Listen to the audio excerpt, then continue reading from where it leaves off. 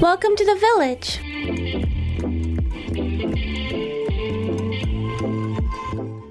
Third time's a charm. Today's episode, third time's a charm. I have Marcia back again. Me and Marcia, we're going to talk a little bit more about just the teenagers, adolescents, and their experience growing up in the world that we live in today, whether you take into consideration the pandemic, pre, during, and post-pandemic, and then everything they deal with social media and a lot more mental health things and just trying to be a kid with the way the world is changing around them. You know, like we talked about in our first debut episode, you're a mother of two. I am a mother of two not so little kids. My kids are young adults, college-age kids. Molly this year became an adult, like 21, and in an apartment. And she has her own place. She's got her own place, and she'll be a senior in college now. And she's definitely figuring out. She has passed the little kid stage of things, and she's sort of figuring out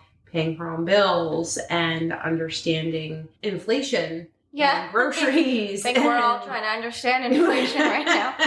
You had mentioned that too before, that she was kind of moving towards that independence and totally different kind of life for her. And then my son is 18 and just had his first year of college and sort of made the transition out of mom's house and into empty nest for you. Empty nest for sure. Yeah. And what it's like to have to, on a day-to-day basis, make your own decisions, whether it's something as small as what you're having for breakfast, lunch, and dinner, or managing your time and going from COVID school in a basement on a computer to the responsibility of difficult college classes and balancing college classes with a college sport and no one meeting new people and all of those kinds of things. He went away. He went away, And he was that group of kids that his last year or two of high school was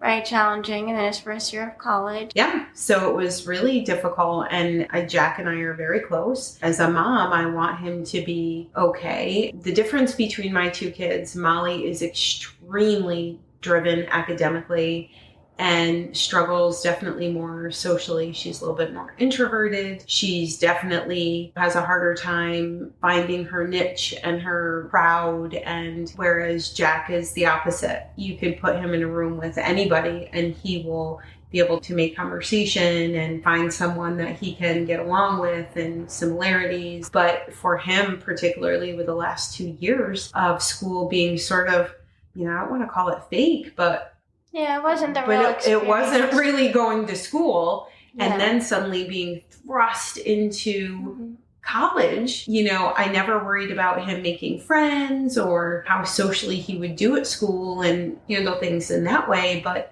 you definitely worry academically if they're going to have the sustainability and the drive and what they need to be successful after. Because it starts, right, with your freshman year. That's when you learn these transitions. Time management and all of those things. So I definitely worried much more for him how the academic piece and balancing the school with athletics was going to go for him. Yeah. Yeah. Should we ask him how it's going? We should ask him. I love that he's your first real quote-unquote kid on the show. Why don't you introduce him? Oh, boy. It would be an awfully long introduction because I think he is seriously one of the best human beings I know. Aww. And I am super lucky to be his mom and to, be responsible for him. He's awesome. He doesn't have a clue how awesome he is, and he's super humble. But he is truly, by far, the best 18-year-old young man walking the planet, for sure. In every way possible, he is. He is the best. I can't imagine that there is a better son. I am the luckiest mom alive to have him be mine. Well, you raised him. I did raise him. But inherently, everybody has their thing. And he is his own person, and he is awesome.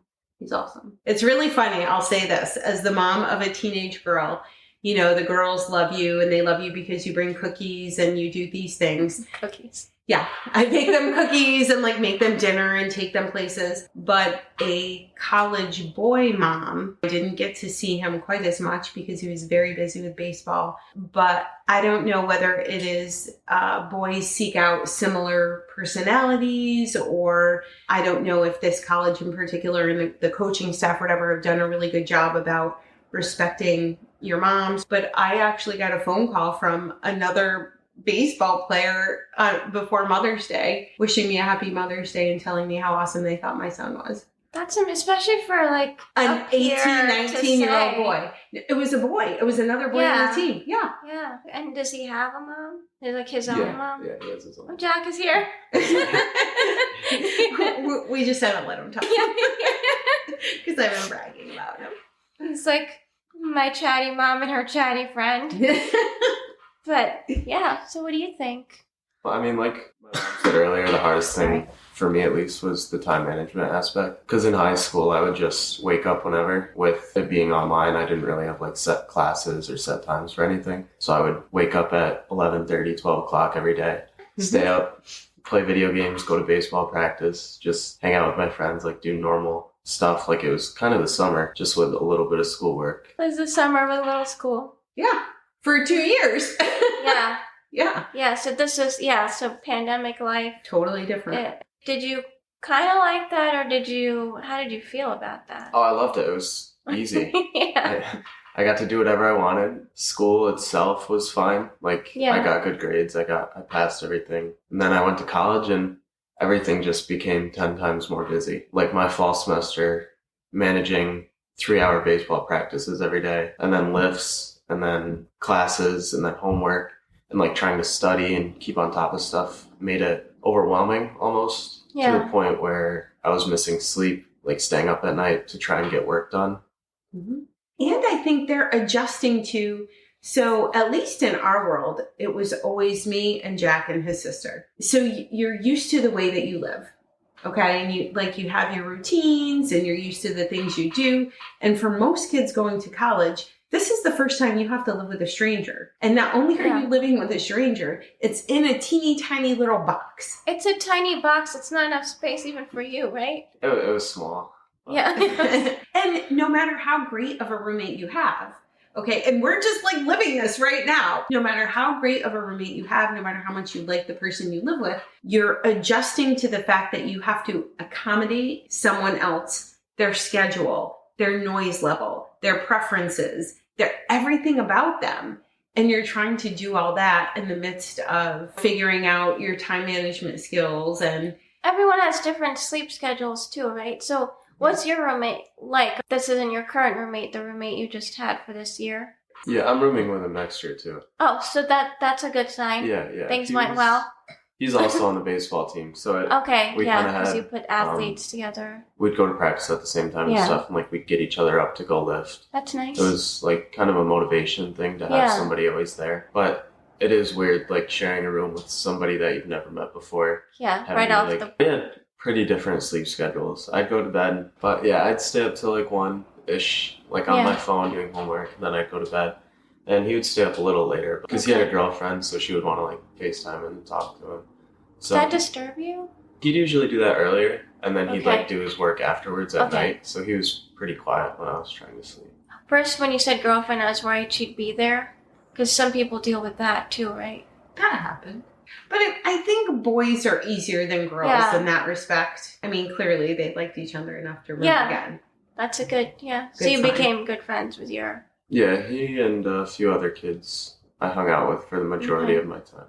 How did it turn out before you were doing school sports and now college sports are a whole different animal? So how does that feel, and do you love it more? Is it more of a stress and an enjoyment? Because I know you guys that do college sports spend so much time with that. The first semester was pretty hard. It kind of felt like I was working a full-time job with baseball, but baseball itself is something I've done my whole life and like I enjoy doing. I think in the spring semester, you got to feel a little bit more of the reward of baseball and experience a little bit more of the fun of it. Well, in the fall, it was just practices, and it was practices 3 hours a day, every day, except for we So for the NCAA, we can only practice 6 days a week for a certain amount of time. And then in the fall, there's a certain regulation because you can only have so many practices in a year. So I think it was only 4 weeks that we practiced for, and we only had 2 scrimmages. And then in the spring, it changed to where we were actually playing games and series and like traveling. So it kind of was like more rewarding for like the reason of practice. So overall, it's like a good experience. Yeah, or I is really a good enjoyed it. Okay. Oh, good. How do you get your work done? Because we had football players in my college dorm freshman year, and they would never be around. Like, we would never see those guys, hang out with them the way everybody else hung out because they were so busy. Yeah. How did you manage time-wise? Because you said, time is always a challenge for any of us. Baseball itself is a really long sport because our games were 4-game series for our conference games. So we'd play 2 games Friday, 2 games Saturday. And most baseball games can either range between an hour and a half to 3 or 4 hours. And there's 4-hour baseball games? There are. There are some. It's a long day when those games happen. But I'm at the field at 9, 10 in the morning, and then I don't get out until 7:30, 8 o'clock because we have to tarp the field if it's going to rain. We have to retamp the mound, rake the field, stuff like that. I would kind of just do it whenever I had time. Like bus rides, I would do a lot of my homework on bus rides. Really? Because when we played places like St. John Fisher and that's and like Houghton, they're 2-3 hours away. Yeah. So I have 2-3 hours of nothing to do. So I just sat on the bus and did my work. What are you studying? Right now I'm doing phys ed and coaching. Okay. And teaching, like phys ed education, Okay. So what kind of majors are the other people on baseball? I'm just like curious what people are going for. A lot of guys are construction management, business education, sports management. Same thing I'm doing. A lot of sports related stuff. Okay. You know, it's something that I'm curious about that's sort of a little off topic about college per se, but I always wonder, like, the whole social media aspect of being a college student. Yeah. I know that I feel as an adult, especially during and after the pandemic, you're looking at your social media and it is nothing but flooded with photos of people on vacation. Yeah. Or doing all of these amazing things. Yeah. Your life's amazing? Yes. Like, come on. As an adult, you can realize and grasp the entire concept that these are teeny tiny snapshots and that this is a short period of time. And, no one puts their bad day in their bedhead on Snapchat or Instagram, but I do wonder how it affects my kids. As a parent, you do your best to give them the very best life they can have and give them as many advantages as you can. You can only do your best. And, do what you can do for them. But still, every day they're going on social media and looking at kids their age who are seemingly having these very perfect lives. When you're so busy and stressed and have so much going on, how do these other kids manage to do all these great things? Are you on social media? Yeah, I have like Instagram, Facebook, Snapchat. Tell me about you and then the other kids around you. You must talk about this kind of thing with your friends. I kind of focus on my own stuff. Like I enjoy baseball. I enjoy like lifting and doing stuff that like betters me, if that makes sense. Yeah, it does. You're so mature. He's wonderful. I know he is. He is the best 18-year-old boy walking the planet. Best 18-year-old boy walking the planet. Yeah. Are you guys listening to this? Anyone who's listening to this, he's amazing. But he's taken, so stop it. That's what we hear. Yeah. But yeah, like vacations are fun. Like I love going out somewhere, like having fun with my family, friends. But there's that other side of life that you have to live.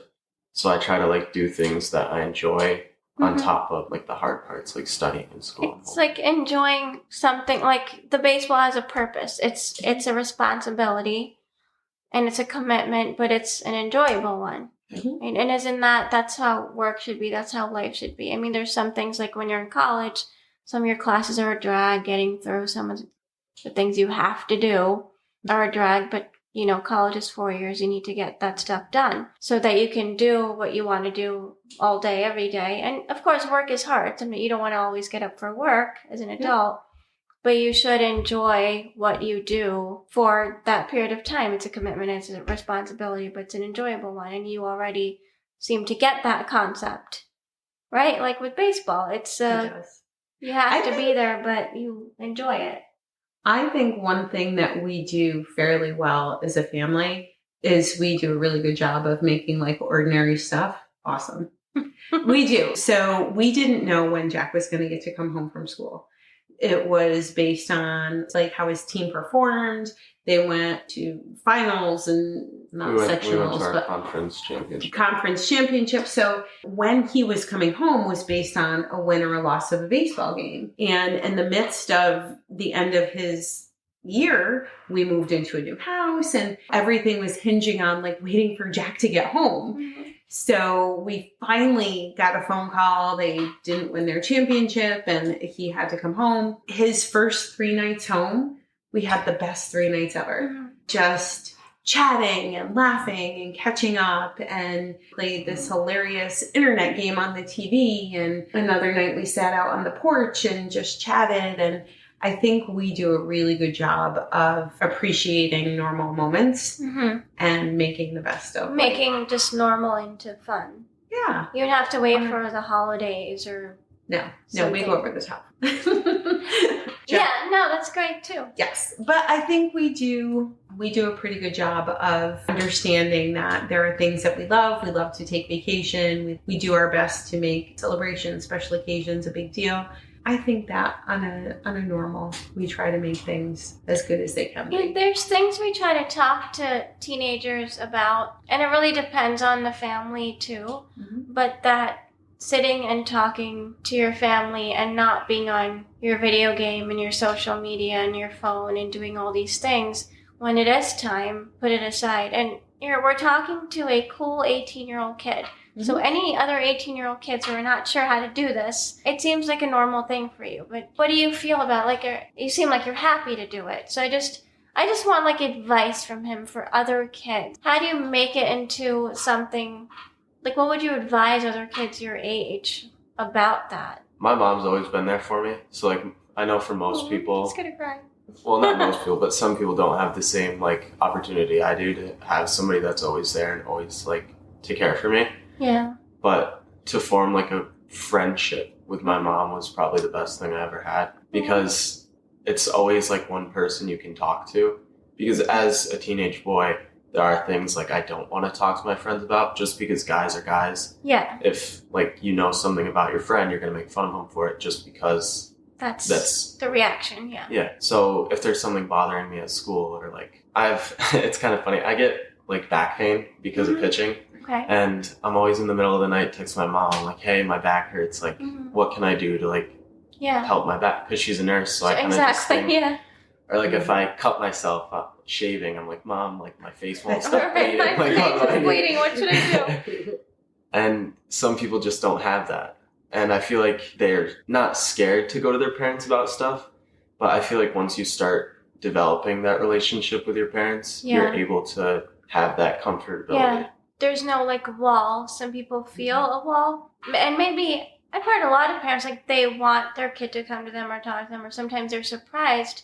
Oh, I didn't know that was happening. But I think the parent should keep that friendship mm-hmm. aspect in mind and kind of create that. Like, don't treat your kid like they're a nuisance or they're a pain, or mm-hmm. treat your kid like they're this important person. How did you do it? Well, I think truly, honestly, everything that happens to you from the time you're 10 years old, and I've said this to Molly and Jack, from the time you're like 10 until you're 20, almost everything that happens to you is weird, uncomfortable, and embarrassing. Mm-hmm. Like, that's just life. The physical changes, the emotional changes, the mental changes, the dynamic of friends, the school element, your parents' element, all the extrinsic factors, but now all the social media stuff, it's all difficult. And I have tried really, really hard to always talk to them about the uncomfortable and embarrassing. I mean, it's always, I talk to him about things that he doesn't want to talk about. But then when the time comes that something happens